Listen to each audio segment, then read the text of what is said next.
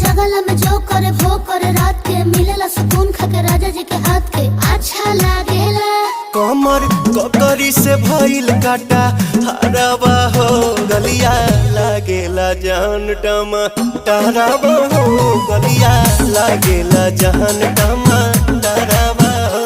कहे तोर गया तुझको मैं पार करना अपने खाला पहले हम के खिया करना तबे भइल बा कमरिया मोर चाह करना तबे भइल बा कमरिया मोर चाह करना चाह करना।